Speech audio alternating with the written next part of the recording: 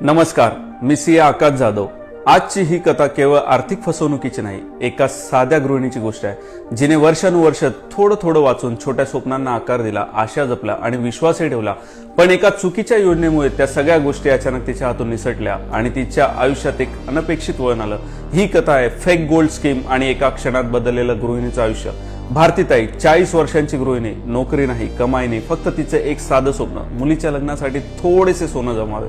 असे मायेचं स्वप्न डोळ्यासमोर ठेवून ती काही पैसे साठवू लागली। वर्षभर तिने काही रक्कम घर खर्च जपून, कुठे थोडं वाचून जमवले होते।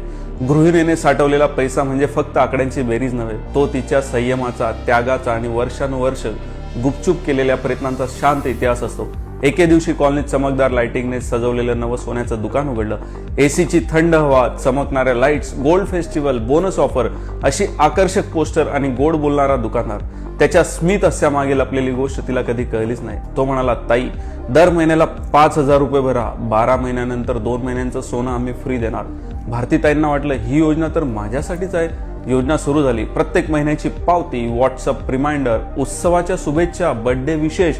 हळूहळू दुकानदाराचं बोलणं तिच्यासाठी विश्वासात बनत गेलं आणि विश्वासातून भावनिक नाते।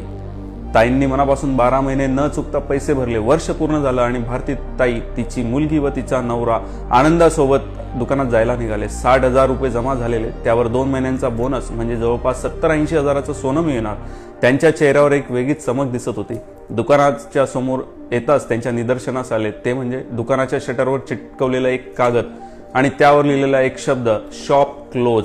दुकानाचे शटर बंद, दुकानदाराचा फोन स्विच ऑफ, दुकानदाराचं व्हॉट्सअप अनरीड, दुकानदाराचे फेसबुक पेजही डिलीट। एका क्षणात सर्व होत्याचं नव्हतं झालं। भारतीताई दुकानाच्या शटरला धरून कोसळल्या।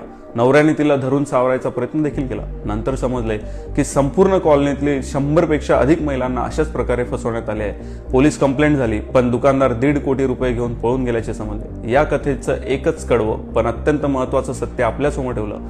चमकणाऱ्या सोन्याच्या नावाखाली घराघरात होणारी फसवणूक ही भारतातील सर्वात सामान्य पण सर्वात शांतपणे घडणारी आर्थिक गुन्हा आहे। मंथली गोल्ड स्कीम चालवणाऱ्या अधिकार केवळ फक्त बँक्स आणि रजिस्टर NBFC कडे असतो। बाकी सगळं फक्त आकर्षक बोलणं आणि भावनिक जाळ असतं। दुकानदाराचं, ताई तुम्ही आमचे खास ग्राहक, असे गोड बोलणे हे स्कॅमस्टरचे सर्वात धारदार शस्त्र आहे, कारण ते आधी विश्वास जिंकतात आणि नंतर पैसा देखील। कथा इथे संपते, पण या फसवणुकीचा आवाज अजूनही थांबलेला नाही, कारण फसलेली प्रत्येक ताई, प्रत्येक कुटुंब एकच सत्य पुन्हा पुन्हा सांगते, फसवणूक कधी पैशांपासून सुरू होत नाही, ती सुरू होते विश्वासापासून। आणि जेव्हा विश्वास तुटतो तेव्हा सर्वात मोठं नुकसान बँक खात्याचं नाही तर माणसाच्या अंतर्मनाचं होतं। आज सावध राहा तर उद्या वाचाल, नाहीतर एका गोड योजनेत तुम्ही सुद्धा असेच अडकाल। चला भेटूया पुढील स्टोरीमध्ये, एक उद्योजक आणि एका चमकदार फ्रँचायझी घोटाळ्याने उद्ध्वस्त झालेले त्याचे स्वप्न।